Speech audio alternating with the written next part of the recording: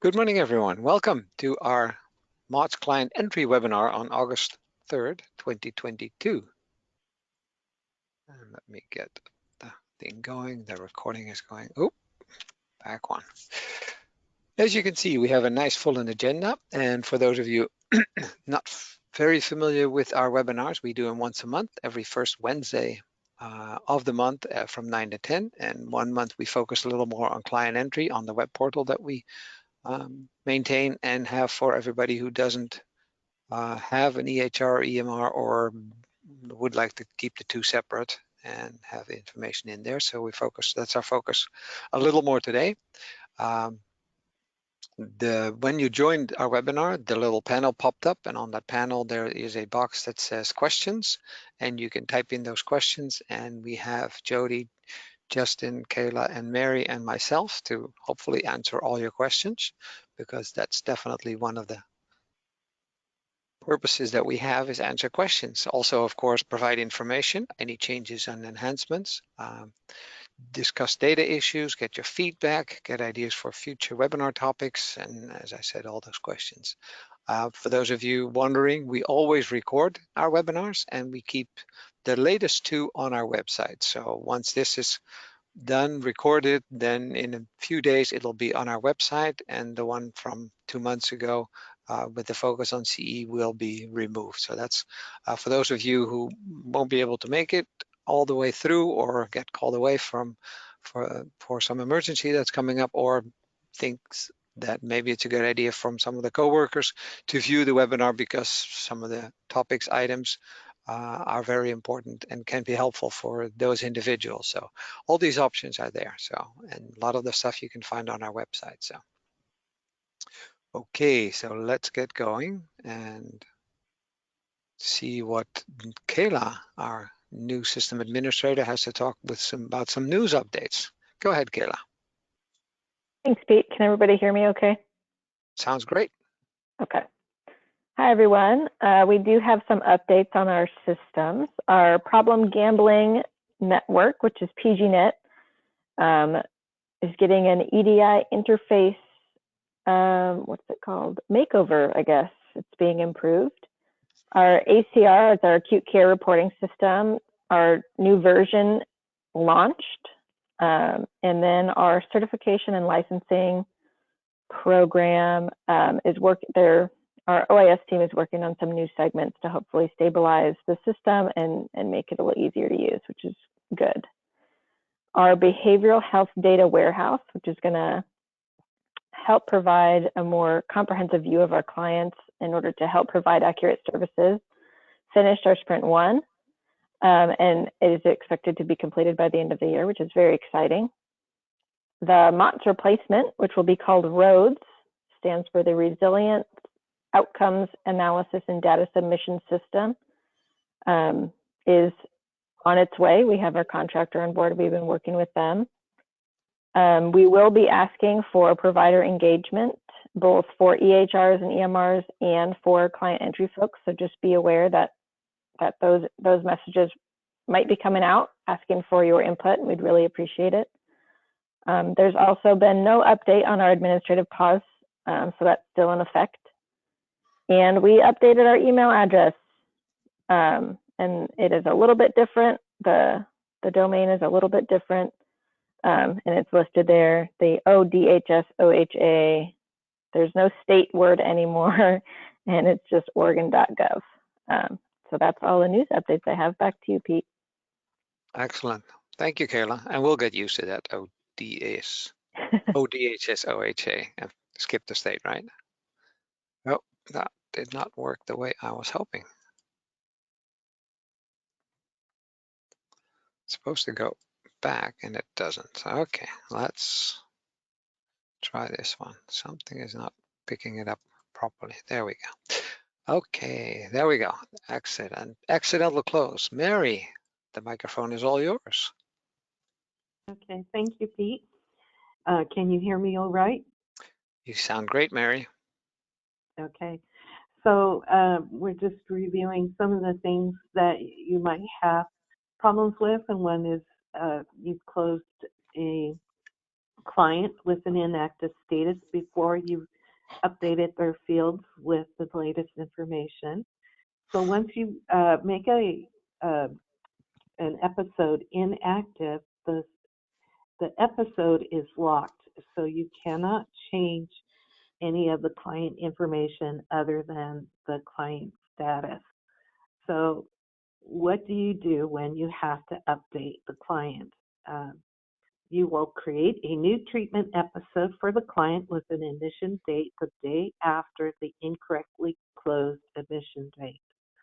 For example, if the episode that you just closed had an admission date of April 4th, 2022, then you'd open a new treatment episode with the date of April 5th, 2022. So now that you have an active client, you can update the fields that you need, and then you can close that episode treatment with the correct inactive status. So it's very simple. Fix that needs to be done, and I'll give it back to you, Pete. Thank you, Mary. And I'll see if this one works. Also doesn't work. Something not right today. This one is working. I should have copied it on all the other ones. Oh, well. Okay, and then Justin is going to talk to you about the unknowns in our system. Those links are working fine. Go ahead, Justin. All right, thanks, Pete. So we know that you don't always get the information that you need from the clients. Maybe they come in for services and you're doing the intake and somebody forgets to ask about marital status or anything along those lines. So some of the fields do have an option to select unknown. That's not ideal, but we get it. We're hoping that through the course of your interaction with the clients, you'll come to figure out where you can fill in those blanks. What was unknown before is now known. So you can open up the client record, say marital status, for example, again. Now it's not unknown anymore. You can change it to divorced or married or whatever it may be. And we can track those changes over time. We took a look at some of the different fields in MOTS where unknown is an option and tried to see if we can find some patterns. For example, from back in 2019, the source of income field was almost 26% unknown, but recently that has decreased to about 13.5%. So we're getting better data in that field, and that's great. Thanks for your work in that one. Some of them are not quite so good. Veteran status has gone up by 5% for the number of unknowns. So that's the kind of information we were looking for. As you go through services with the clients, please find out the information that may have been missing and come back into MOTS and update those fields. We will be grateful if you do. Yes, we will. Thank you, Justin. But overall, the numbers are looking pretty good. There's just one or two that went up, but the majority went down. So that's the good news.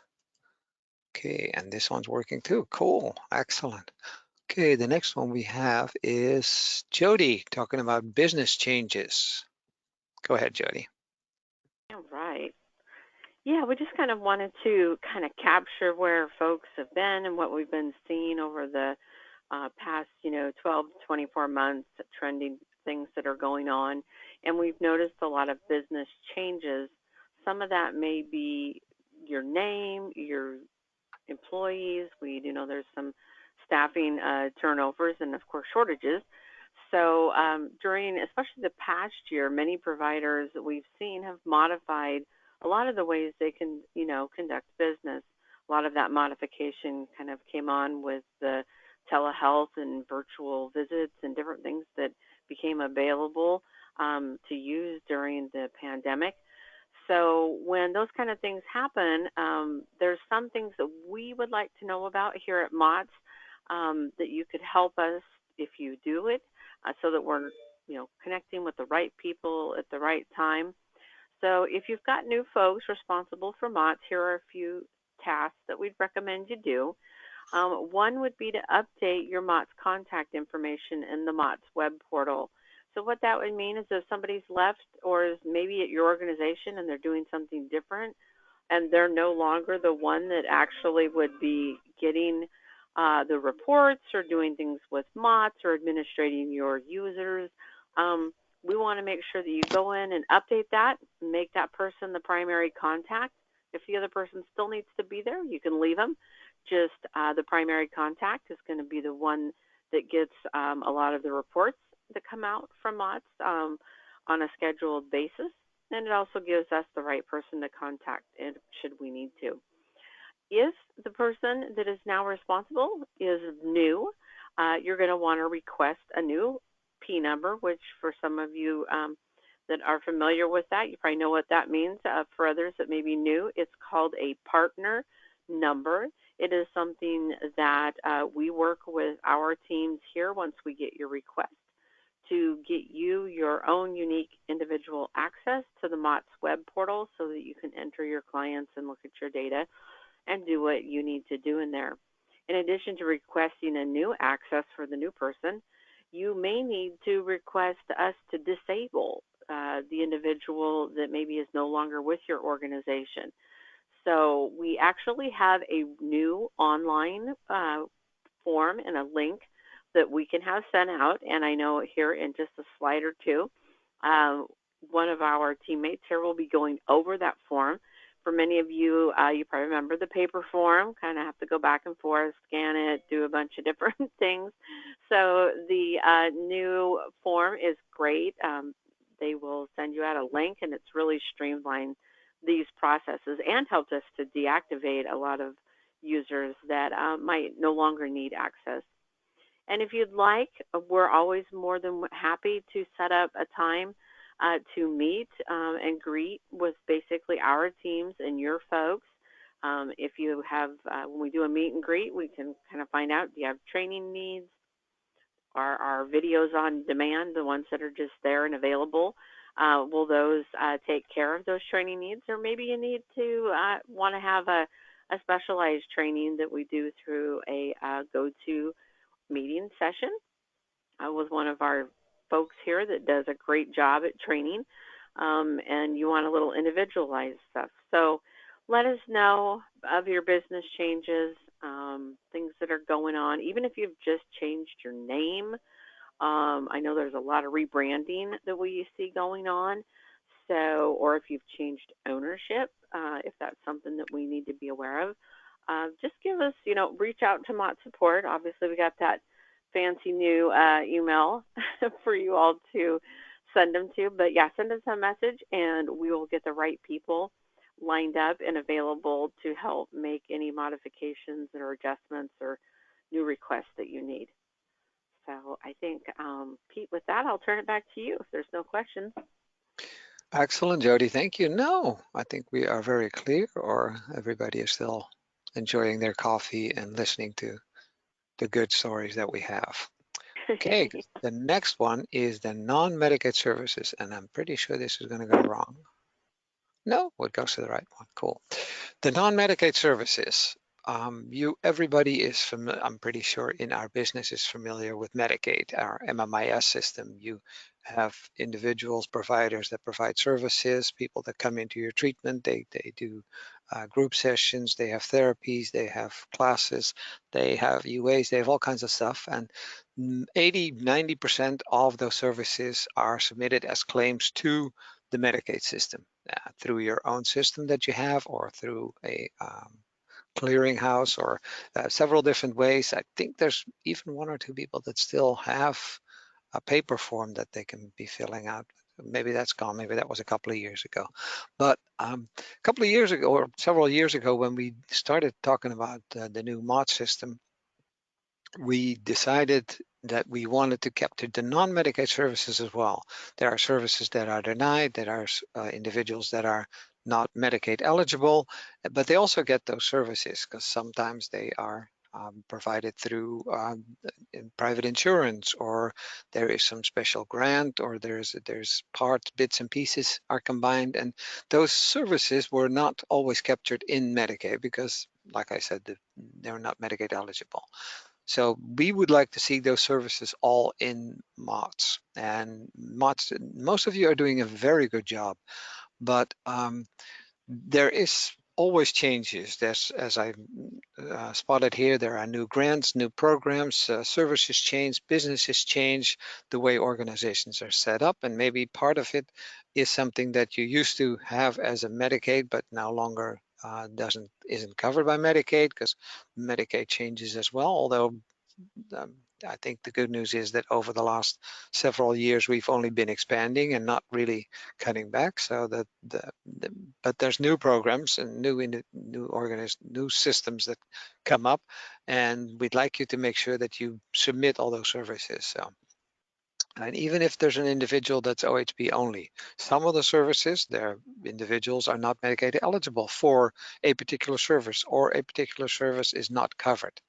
But and we'd still like to see those come in. For the EDI, we have set it up in such a way, because I know there was a lot of complaints when we switched, because in the previous system, the old CPMS, but that was almost 10 years ago. Next year it'll be 10 years. We did not ask for those services. We just asked for an admission and a discharge, and we still ask for the admission and the discharge, but we'd like to see the services. Those services are very helpful, and they also complement on the full picture. The 360 view is the terminology that Kayla already mentioned earlier on, is really what we're going for. That's why we're working on the behavioral health data warehouse that combines Medicaid and MOTS and a few more other systems that we have, and maybe more in the future, to really get a good picture of what is happening in the treatment organization, what is happening to our clients. Are they going from one place to another? Are they just jumping back and forth? What is happening in the Medicaid? Are they doing well, but as soon as they get out of something, they fall back into something else?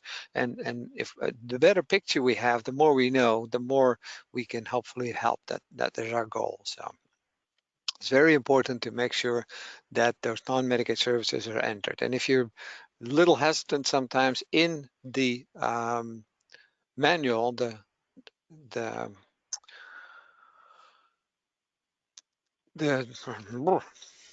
MOTS manual that we have a little chart, a little graph that is some decision diamonds and some boxes, and it shows you as you start at the top, you walk through, you ask the questions, it'll give you the answer, like, should I report this one or should I not report this one?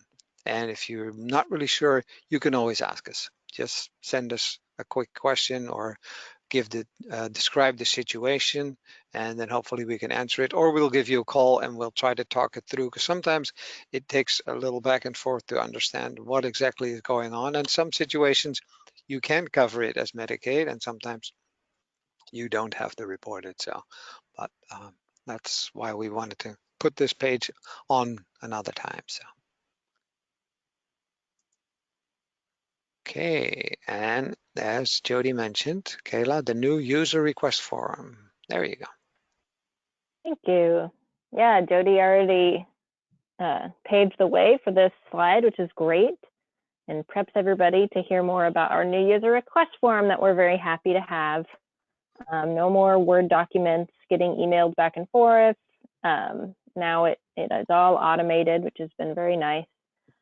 So a couple ways that folks have been using this form and how it's intended to be used was to request a new user. So if you have a new person at your agency who needs that partner number that Jody mentioned, you would use this form to request them to get a P number that they would then use as their username to access MOTS.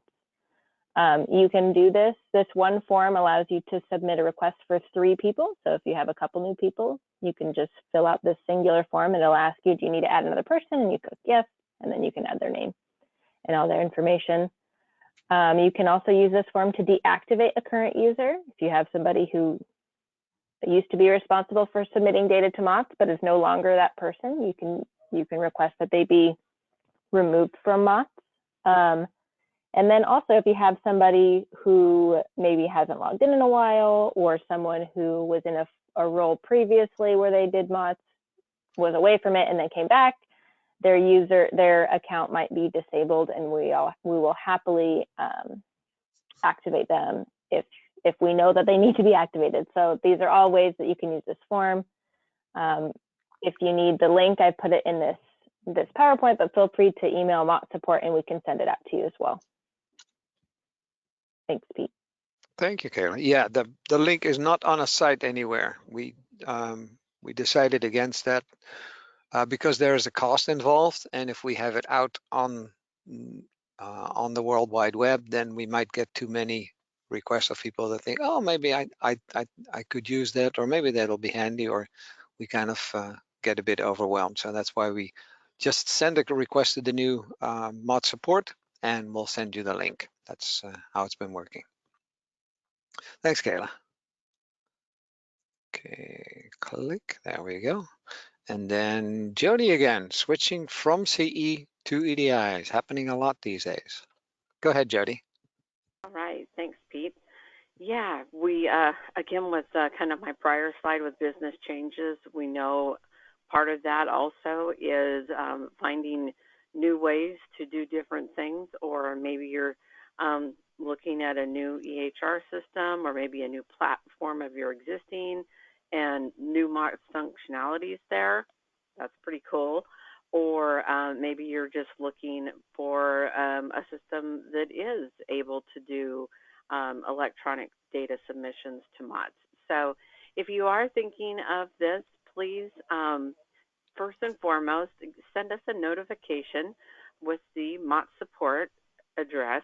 Again, send us a notification, let us know what's going on, what you're thinking, even if it's, a month, 6 months out or whatever. It really doesn't matter. It just helps us to know, hey, this might be a possibility, and things that we can think of that might be pertinent or relevant at different times. The second thing is when you're looking for the electronic health records, or maybe you're seeing ones that's, you're shopping around for a new system, right? And there's a MOTS functionality. So one of the things that we've noticed feedback from other providers and other users in their process of doing this is they've said, hey, we actually asked to see what is the actual business process for this functionality. Like, how does it start from the time the client comes into your doors, you enter them into your system, how does that submission actually get to MOTS? There's oftentimes this thought that maybe if it's electronic, there's less or no human intervention. And sometimes that may or may not be true, so it's really important to know how it works, because then you can decide how much staff time will be required and who will do which steps, because there typically is always at least a little bit of staff interaction with getting the MOTS elements to us, and then, of course, working with your staff that are inputting the data for MOTS and for your clients in your system. So just to point out, there's no one way that is better than another. EHRs have chosen to do them on different workflows that work for their clients, their providers, partners, service areas, whatever they're called. There are just differences in the workflows. So, our biggest thing with MOTS is that it comes in our filed format, and it meets our rules. So again, no one way is better than another. Just understand what it is that you'll be getting or looking at and how much staff time it'll take. So the third thing is project timing. Just that kind of ties with number one because, well, we don't have numbers on these, but we used to. So I'm kind of going with number one was notification. So anyways, but project timing and notifying us, we make sure we have enough staff time of hours and resources dedicated to your transition from client entry to EDI. There's a process for changing the way you submit data, and we'll go over that. We have got that pretty nailed down after this many years, and even with our new system that the road system that was mentioned, we will also have a nice streamlined way for doing similar things in that. So very much having the same good support and lessons learned that we've had before with MOTS. So looking forward to moving in the future with a lot of that same support and then even enhancing upon that. So when you submit to MOTS through electronic data, we have what's called a secure file transfer protocol setup. You might hear someone say SFTP. This is basically a location on our servers and systems here at the state that you connect to, or your system might connect to automatically, and drop files off for you so MOTS can process them, and also where you pick up the results that tells you kind of what happened with your file, what was good, what wasn't. But anyways, it's kind of like your postal location where you drop off your files and you pick up your other ones. Client ID considerations are something that we will talk about oftentimes when you switch systems, or maybe just going from paper. We still know there's some that are tracking things on spreadsheets and different stuff. You may need to change your ID numbers, and we will talk about that and what we need to do to get that accomplished for you. We will also, another thing that's good, we don't do this as much, but we can help just to give feedback from what we've heard from others, is just define your business processes before you go live. That kind of helps. Who knows what they need to do. We're going to test your files and basically certify them through the MOTS EDI process. So you might be asking, well, why do I need to test my files if I've already selected an EHR that is currently submitting data to MOTS? Well, we test your files individually because with all of the custom setups and different things that the different software systems can do for you and your organization, we want to make sure that whatever that setup is still in alignment with the different mapping of fields and what comes to us and in the right way. So it's a pretty streamlined process, doesn't take too long, but we will do that at the provider level. So just for that, might be confused, like, why are we doing that? Then we're going to go live, which is the exciting part, and then we do some follow-up. And the follow-up is really just a great tool for, okay, I'm live, we've got staff, maybe have questions, or I've got questions, the person doing this at your organization is like, I got questions, I need some help, we get some error messages back, and so the follow-up can be as much or as little as you need. So if you want weekly, biweekly, monthly, whatever, but it just usually seems to be nice to kind of track a little bit of your first live files and processes to make sure that you've got all your questions answered. That's a lot of information, but it's a big deal when you're going from client entry to EDI in our system, and especially if you're going with a new system or something like that. There's a lot of coordination pieces that we get in place between yourselves and your vendor and our teams. So, but we've done it before, and we're here to help you make it a success. So with that, Pete, unless we have any questions, I'm going to turn it back to you. Thank you, Jody. There was a question from Jennifer, but I hope I answered it. But maybe you need to take a look at it. So I'm sure you got it covered, but I will take another peek. It's okay. Okay, that concludes the agenda. And besides that one question, I didn't see anything else. There is more room for Q&A, for questions and answers. As I mentioned at the beginning, we'll have a recording of this webinar to be posted in the training tab. And part of the training, you'll see those two webinars, this one, or currently it's still the previous one and the one before, but it will be soon updated within a few days. So. Also on the sites, we have the MOTS Messenger. You should have had that in your mailbox. That's also sent out once a month with some updates, some information. And usually one of the nice topics is to focus on a particular field, go more in depth about the values that can be added in there. So our next webinar focused a little more on EDI, but also general news, and also always open for everybody for general questions and stuff like that. And referring back to Jody's story, if you are thinking to go from CE to EDI, then maybe the EDI webinar can have some helpful tips. We also talked a little bit about training. We have our training videos on our website, and they're very good. They go by each separate section that we have in our system. There is still no talk about getting back to the in-person training in our Cherry Avenue Training Center, which is here on in the border of Salem. It's actually just in Kaiser, but um, they're close and they've kind of grown together, so it's kind of out there. We used to do them once a month, and we set them up one of the days, Tuesday, Wednesday, or Thursday, and one in the morning, and then the next month, another day in the afternoon to kind of mix it up to give people the opportunity to work it within their system. They have not been put up yet.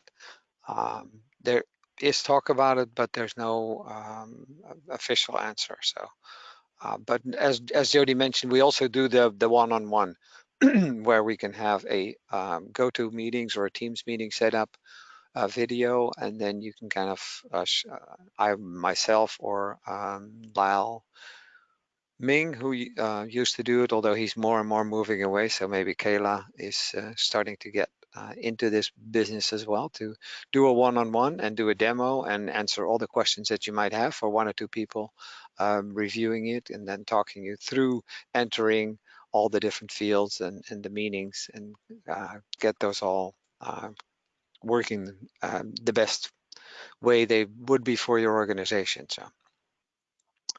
Okay, the new email, I saw that pop up. Where was it? It was on the news update slide. So I have to go back, or is it here as I've well? also There you included go. it in the Yay. chat as well.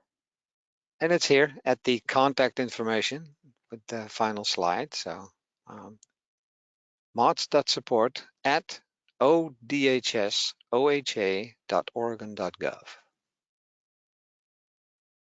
Well, I'll start remembering that one. Okay. Any other questions? Anything I missed? Anything that anybody from the team might like to enter or conclude with? Or not seeing anybody raising hands. Is there a question still? Somebody is. Okay, that was the email address that Kayla put in the chat. Okay, cool.